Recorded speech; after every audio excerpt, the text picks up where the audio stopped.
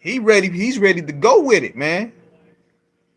Now Drake gonna probably do some subliminal, but at this point now, y'all gotta go ahead and go full throttle now. Enough with the subliminals, enough with the jabs. Let's go full throttle now. This thing been going on for close to 10 years. 10 years, man. Now, some of the lines up there was ill, and I could tell for the way Kendrick did it.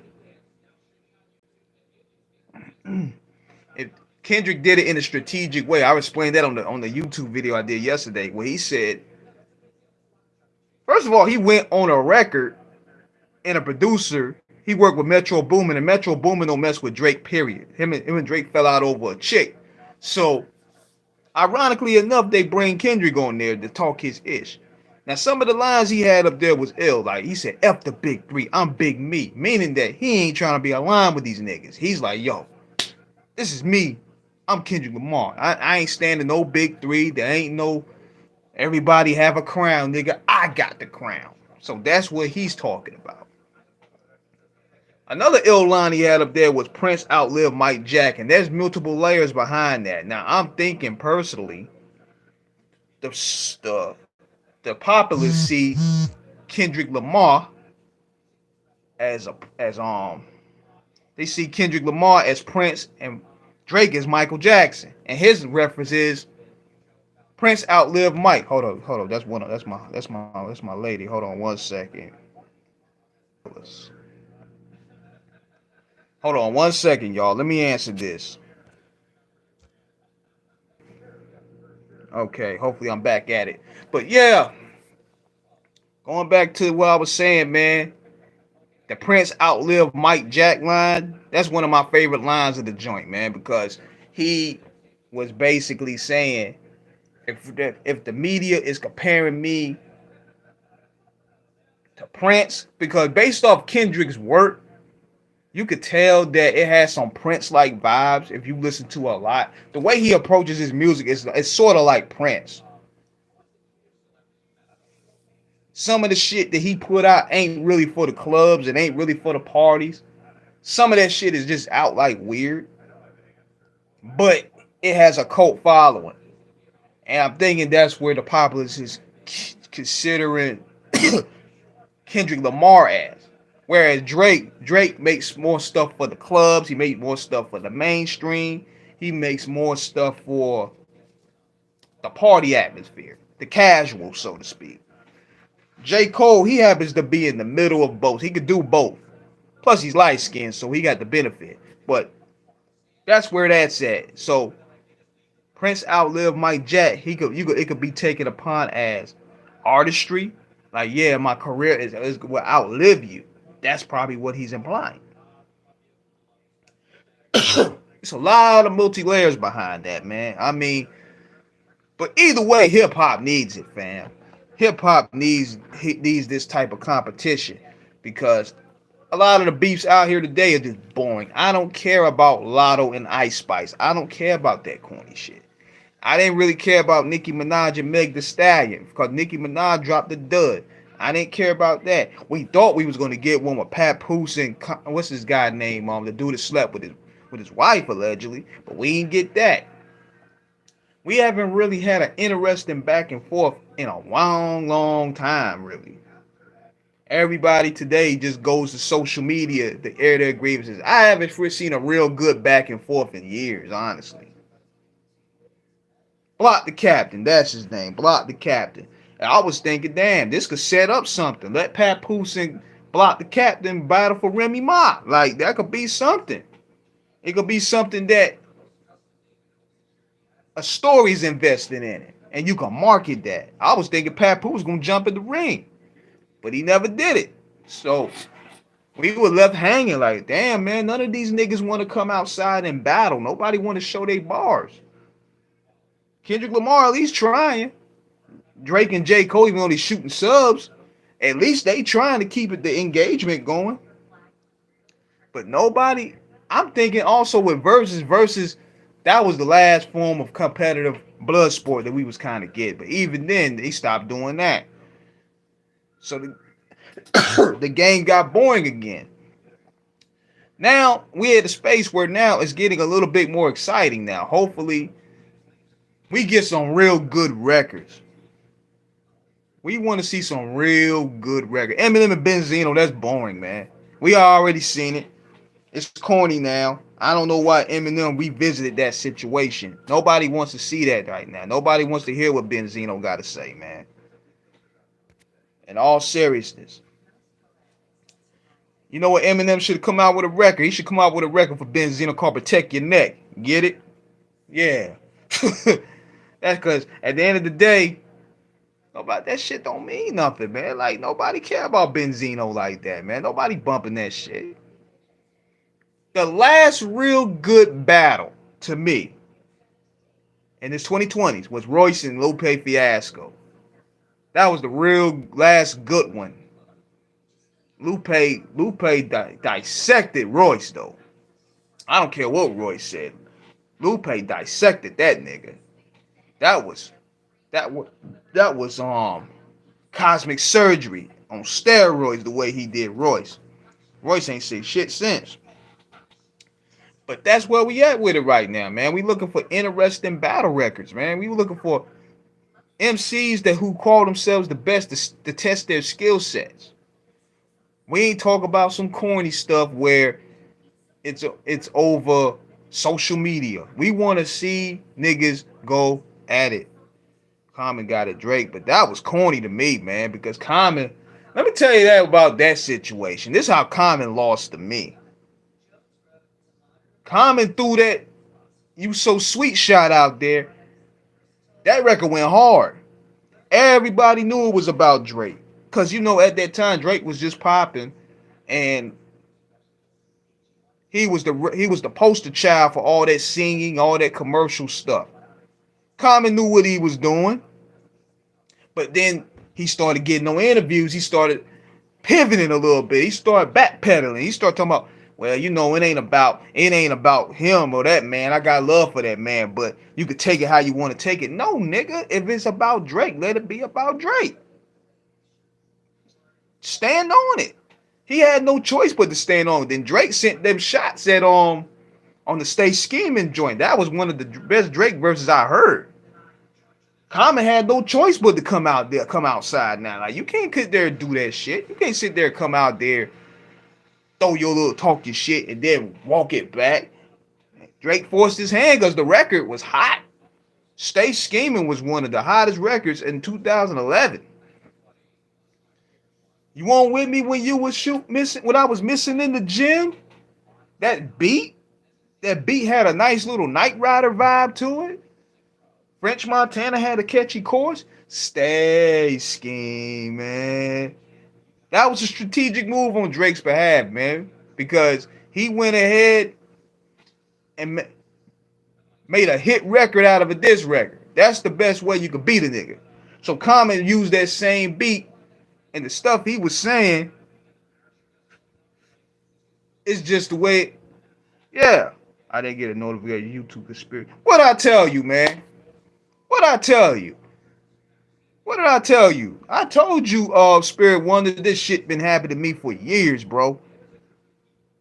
They be literally not alarming my followers and subscribers when I go live, man. And I ain't do nothing wrong. This been happening. That's why if you look at my channel, sometimes my views is not hitting. That's why I'm doing more lives now. So I'm trying to see what's going on. Now it's going to zero views now. But yet I know y'all are watching me. It's crazy. I literally had 20 people watching. Now I got one. Tell me something ain't going on, man. They've been messing with my channel for years, man. They've been messing with us for years. Soon as we start figuring this thing out and making money off of it, that's where it becomes a problem. Around here. Yeah, Kung Fu Kenny back, man. I mean, it needed to happen. It needed to happen because, granted, big shout out to my brothers, Black Poet and Comet. We put a lot of good music on every Saturday. There's great music all around, bro. There's in the north, south, east, west. There's a lot of good new niggas kicking that stuff. But At the end of the day, I'm blood sport hungry, man. I'm blood sport thirsty. I want to see niggas compete. I wanted them to get in that lyrical octagon. I want to see them go at it, man. I want to see the best of the best do it. You know what I mean? I'm not with this back and forth social media clout chasing stuff. I want to see the best of the best do it within reason. Now, people want to say Game and Eminem. Nah, Game did that for clout. That's corny to me. Whack 100 was pulling his strings, so that's why he went out there dissing Eminem. So that's corny. I want to see something that has a good story backing to it. You know what I mean? I want to see something with story. I want to see something with not only story, but also invested in making them step their game up. Because you can't have three niggas calling themselves kings no more. J. Cole been popping a lot of shit for the past couple years. At first, he was a humble guy. This nigga been talking real crazy now. So now, you got to get in that octagon, brother. And I love J. Cole. Met the brother at 2011 at the Rock the Mic or the Jay-Z Blueprint 3 show. Real cool dude. But at the same time, you got to get in that octagon, brother. You can't sit there and talk this ish with your boy Drake and now you want to hide your hand. Nah, man. You got to get in here. This is blood sport, dog. And good competition in rap. Exactly, fam. You got it. This is blood sport. This is blood sport, man. The best had to do it. There could only be one king, if Nas would say. But even with him and Jay, it had to happen. They was on the collision course to clash for years. We seen a story with that. They had a story. That's why we, the consumers, was invested in it. And that battle brought the best out of both of those rappers. They put out, we were so blessed. We got 2 5 mic albums out of them niggas that same year. Blueprint and Stillmatic. We got 2 5 mic albums that same year. That's what I be saying, like battling bring the best out of niggas. What did Biggie come out with when Life After Death? He had niggas on his head. He had Tupac on his head. He had Wu-Tang on his head. He had J. Rue the Damage on his head. Boot Camp Clique. He had to go hard, which he did. It's that competition, bro. That competition.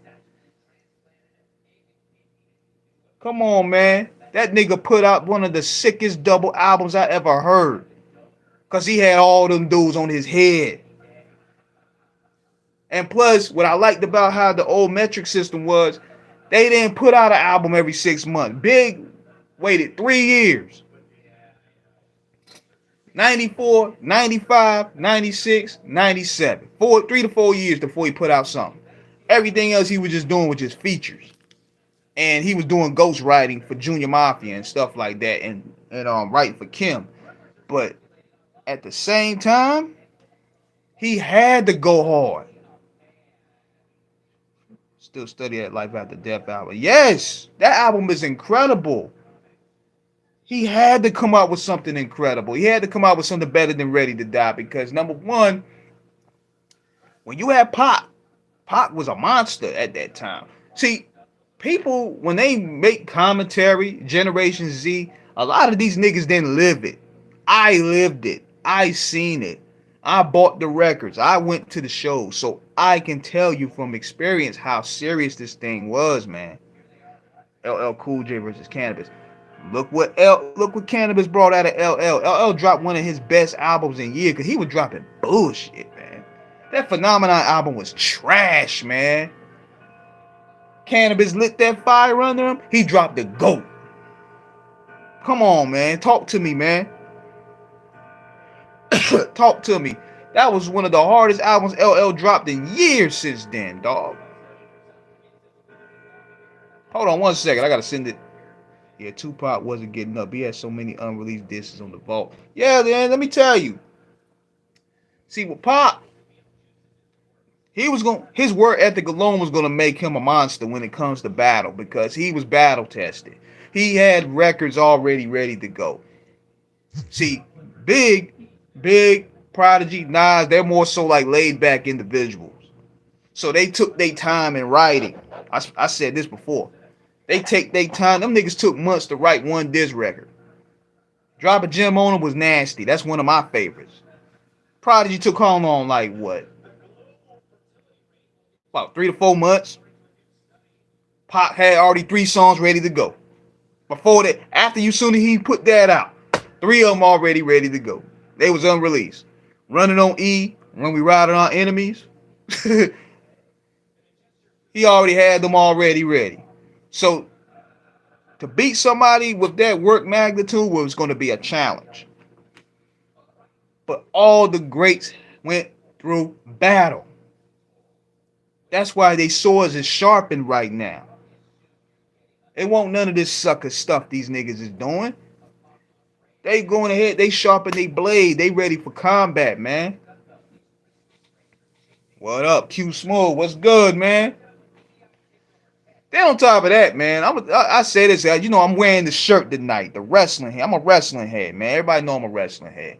What is up with these bozo niggas on these YouTube spaces? And what's up with these bozos on, not only, also these wrestlers and these podcasters sitting there talking about the Attitude Era was whack, the Attitude Era was overrated.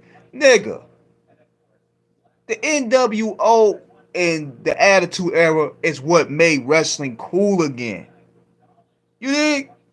That shit was not selling nothing from 93, 90, 94, 95, 96. The Attitude Era made this thing cool. I remember going to school, everybody had Stone Cold shirts, NWO shirts, Rock shirts, Bret Hart shirts, DX shirts. That Attitude Era is the quintessence of that, man. That made wrestling cool. So stop it. A lot of y'all geeks didn't live this shit. I did. So therefore, I could live it from experience. Tim Dog versus Compton. Yo, that was a funny ass beef right there. Them niggas wanted to kill Tim Dog. Them niggas wanted to kill Tim Dog in Compton, man. I thought that nigga Tim Dog was crazy, man. That DJ Quick diss back to him was sick, though, man. Them niggas hate Tim Dog, bro. MC8 had disses at him. Dre had disses at him. I'm surprised that nigga. Shit. That F Compton joint was hard, though. I ain't gonna front. I like that joint, and I like the KRS joint. KRS-One body that nigga on his own cut, yo. Tupac saved his life. Yeah. That nigga tried to go to Compton, yo. After get ready. Yes, sir. Yo, KRS literally savaged that nigga, yo. He took that nigga whole soul on his own record, man, and gave it back to him for a bulletproof vest and some dirt weed. Oh, man.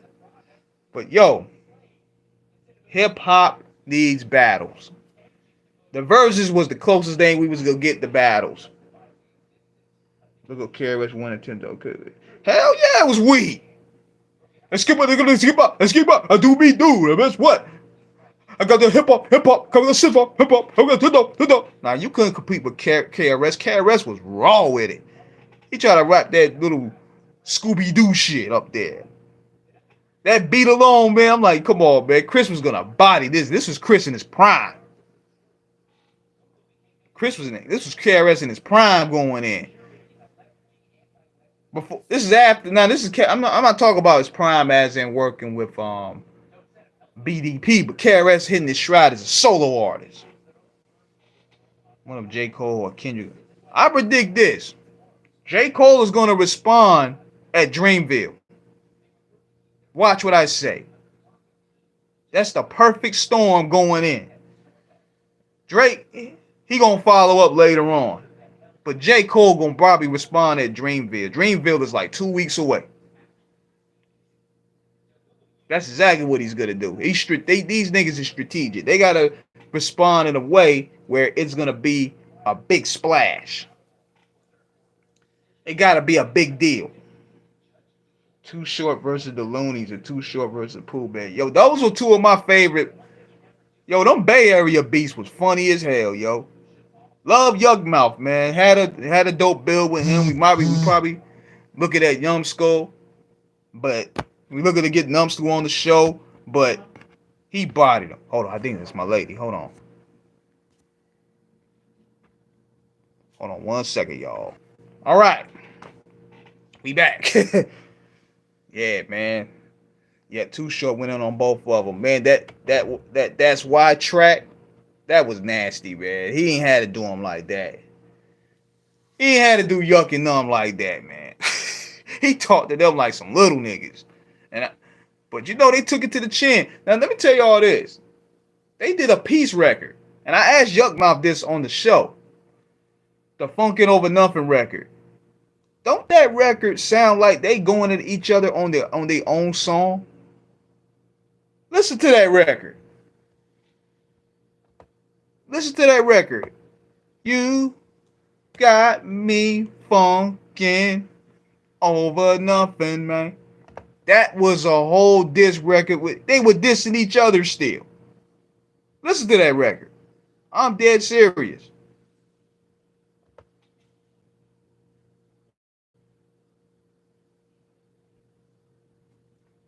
Jay-Z and Nas and Mobb Deep beat. Yeah, that was a good one too.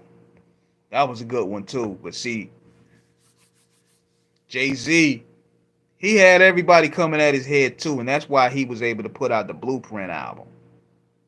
That's why he was able to put out that Blueprint album, because he wanted to shut up all his critics. When you got all those people coming at your head like that, that's where you pretty much be like, okay, I gotta drop a bomb on these niggas. And that's exactly what he did. DJ Quick and MC8, correct. Look at the music that came out from that. We Came Strapped versus Safe and Sound. Look at the good timeless music that came out of that. I kind of like Crawling. I think what happened with Prodigy was Prodigy's flow kind of went left. Because you know, keep in mind he started getting sick around then. So people wanted that raspy, up-tempo, aggressive flow that P had on the Hell on Earth and Murder Music album. And that was kind of like lost. Like that flow was kind of lost. He kind of changed his whole flow pattern up after he got sick. So he started basing his content. He started basing his more so his lyrics on content now. You notice that the change after that album. Plus, on top of that, he figured he could ride more different beats with that flow. And it kind of worked. But I love that old flow that Prodigy had, though. I think he used the new flow to adapt to the sounds that was changing. The Mobb Deep was, they were expanding into different sounds. They couldn't use that pure New York sound anymore. So that's what that was all about. But Crawling was pretty decent. I like that beat especially. But yeah, man, hip hop is a combat sport, man, and that needs to stay the way it go. But yeah, as you can tell, I'm rocking my Attitude Era shirt, man. That's the type of energy that I'm on right now, man. Like the nerve of these podcasters and wrestlers sitting there talking about the Attitude Era was overrated, bro. The NWO was boring, bro. Man, that shit brought the hood back to wrestling, fam. The NWO made wrestling cool again. Then, after that, came Stone Cold Steve Austin, came The Rock, came ECW, came Triple H, and the rest is history. How y'all go? Number one, I could tell these niggas ain't living. When anybody get on here on these spaces and shit on stuff from the 90s, 9 times out of 10, them niggas weren't even born when this thing was popping. None of them. They weren't even existing. When you live it in real time, you have a better opinion on it. Come on, man. And let me tell y'all this. I said this earlier. And this is no disrespect to Cody Rhodes. But he ain't got the cool factor like Stone Cold Steve Austin or The Rock. You know what I'm saying? Or the guys we grew up watching. You know what I mean? Or Sting. Or even Lex Luger for that matter. You know what I mean? No disrespect to Cody. I'm pretty sure he's the guy for this generation here. Same with Daniel Bryan. He was for this generation here. That's their guys. The internet big these dudes up. And they good, they're talented at what they do. But they not no Stone Cold Steve Austin. Stone Cold Steve Austin brought the hood back, man. The Rock brought the fly niggas back. Cause just based off the way he was dressing and everything. Then you had the Wolfpack. They brought the gang. Then you had the gangsters with New Jack and Mustafa and all them. And it was a whole storm of that 90s era. That 90s grunge, hardcore hip-hop era. Y'all can't shit on that, man. Just say you ain't live it and you upset that we lived it and keep it moving. Yes, sir. Ice Cube had smoke with all them niggas. And yo, one thing about Cube, niggas can talk whatever they want about Cube. Cube ain't no sucker, though. Cube ain't gonna back down for no fade. Cube ain't gonna back down for no fade. That's the one thing you can say about him. Yeah, ECW on Saturday nights. I be listening to some of these podcasters talking about that era was trash. Get out of here, man. Get out of here, man. We had all these guys back in the day we watched growing up look like superheroes, straight alpha males, man. Man on my shirt, Stone Cold Steve Austin. Even the Heartbreak Kid, Shawn Michaels, man. They all had swag and style, man. Plus, they had cool nicknames back in the day. These niggas today ain't got no nicknames. Now, Cody Rhodes, to his credit, got a cool nickname, but you can tell he ain't living it. The American Nightmare, that's dope. The logo is dope, but your character ain't dope, fam. If a nigga slap me, I'm not gonna want to shake his hand, fam. That's why The Rock is coming out there and he's bullying these niggas, man. The Rock coming out there just took the whole WrestleMania. That's just the way it is. He's showing y'all how to do this, man. He's showing y'all how to use charisma. He's showing y'all how to engage with the audience. That's like Ice Cube coming from that era, coming into this era, and still out rapping these niggas. Yeah. And on top of that, it had realism and psychology too, man. If a nigga like Jake the Snake Roberts hit you with the DDT, your ass was out of here. But now these motherfuckers, man, they hit like 6 DDTs. And that, man, it just look corny. Like, y'all don't understand psychology, man. I think the situations bring it back. Yeah, man, so absolutely, man. It needs to stay. We can't have just a feel-good moment and then it goes back. Because the participants are scared to get into the ring. Diamond Dapper. Hell yeah. Excuse me. The Diamond Cutter. RKO. Yeah, man, we grew up looking at some real men, pause. Dudes that was with the shits. These marks over here talking about the Attitude Era, it wasn't all that great. Get the fuck out of here, man. Niggas was getting thrown off cages. Undertaker was embalming people. They were hanging cats. The Undertaker hanged the big boss, man.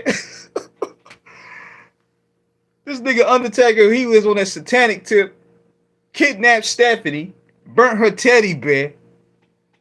Vince McMahon became the high power. Yo, Stone Cold got threw off the bridge. Yo, the TV was off the chain back then. It was quality television. And it felt like real beef. When Stone Cold and Rock, they threw hands. When Stone Cold and Rock met up, they threw hands. Love Roman Reigns, but I don't like what they doing with this story. Every time Cody and Reigns should see each other, they should be throwing hands, dog. Cody Rhodes, like, dog, them niggas cheated you out of your belt, and you sitting there want to shake his hand? Are you serious, dude? Austin and Rock won't shake in hands. Hogan and Sting won't shake in hands. The fuck is you doing, homie? That's what kills me with today's wrestling, man. Every match, these niggas shaking hands and hugging. This sportsmanship shit. Do what Chris Jericho do. Kick him in the nuts after you hug him or something. But yeah, that's what's missing though, man. I mean, I don't want to sound like the old head in the room, but it's a way difference. These niggas shaking hands every single match, fam. Come on, bro. That's corny. That defeats the purpose of a rivalry. AEW is notorious for doing that. Shaking hands and hugging every damn match. That shit corny. You should only do that when you got two baby faces that really put up a clinic. I don't want to see two bad guys hugging each other after a match. That's corny, man. Starrcade, Clash of Champions. Yeah, we had all that live stuff back then. We had all that stuff live there back then, man. Come on, man. People want to talk about Goldberg now, right? But Goldberg brought cool. Goldberg was cool. The music. Dun, dun, dun, dun, dun, dun, dun, dun, dun. Yeah, everybody talking about, well, he can't wrestle. He can't do this. We don't give a fuck about that shit. This motherfucker come over here. He got the badass music. He walks to the ring. He smacks his head against the locker. He ready to just decapitate somebody. That's what we want to see. And then you had the crowd over there, Goldberg, go. It's like the Spartans chanting, Goldberg, Goldberg, Goldberg. Come on, man. You can't tell me that won't lie. Yeah, it was wrong how he did Bray Wyatt. Rest in peace to him. But at the same time, you can't discredit Goldberg, man. Goldberg put asses in seats. Goldberg winning the title was one of my all-time favorite moments in wrestling, fam. When he beat Hollywood Hulk Hogan in the Georgia Dome. None of these new niggas could do that and get a crazy response like that. Not even Cody, man. And I'm going to tell you, I'm going to keep it brick. Y'all better hope Roman Reigns keep that title. Because if they keeping Cody Rhodes the way he is now, you're going to see a title reign worse than John Cena's. Watch what I say. And then within another month, niggas is going to be like, oh, can we go ahead and bring Roman Reigns back? Watch. Y'all better hope they change his gimmick up somewhat or something. Because you're going to see a title reign so insufferable. Because the WWE have a obsession of making these guys like Captain America or Hulk Hogan or John Cena. Let these dudes be them, man. You seen how they try to do the same shit to Roman Reigns. It was just a failure. Now you got Roman Reigns embracing his true personality. Now he's the biggest draw in wrestling. Let these guys be themselves. Stop making them Hulk Hogan or Captain America and all that shit. Nobody care about that shit. Nobody even like Captain America like that no more. We living in Generation Z. Nobody's patriotic. That shit ain't gonna move a needle.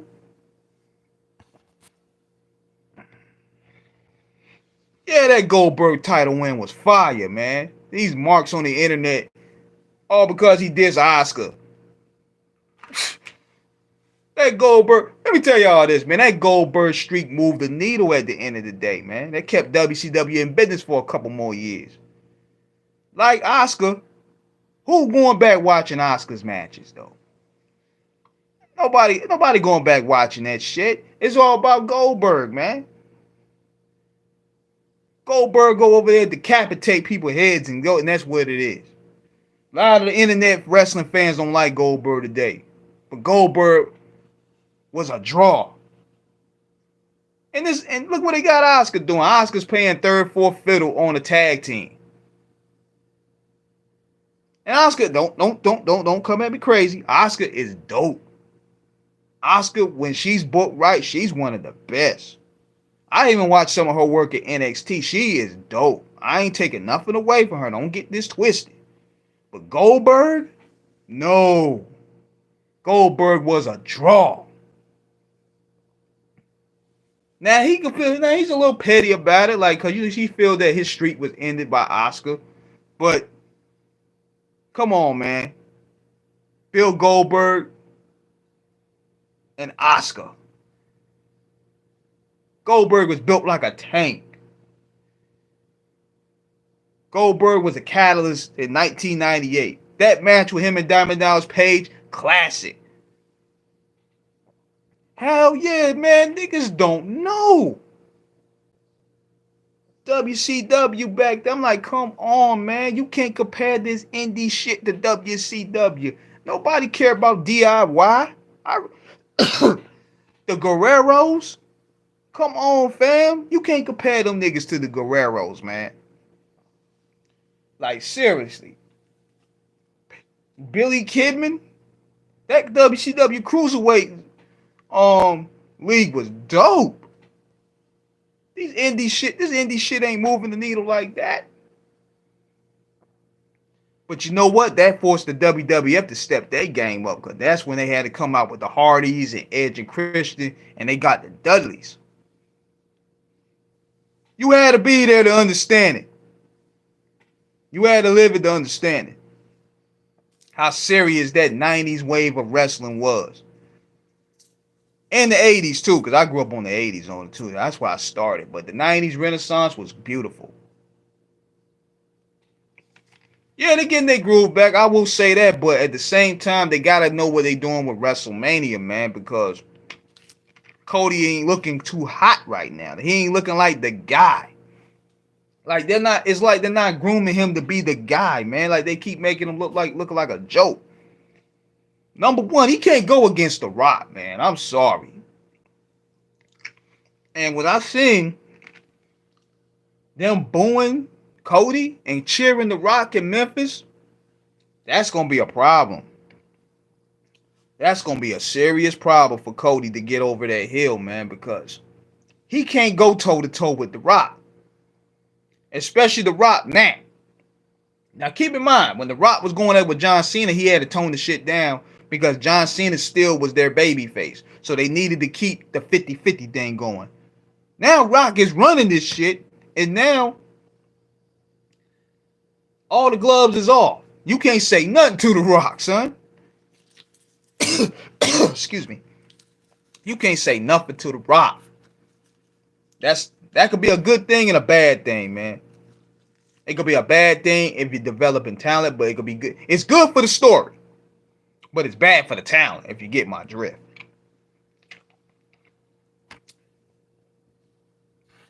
Nas and Cormega. Yo, QB? Yes, sir. That QB beef. On 1 second. All right, man. Probably about to sign this out, man. I'm about to go and see my lady, so I'm going to get y'all tomorrow. You dig? And I got a show next week. Y'all check me out there. So, y'all have a good night. I will be seeing y'all.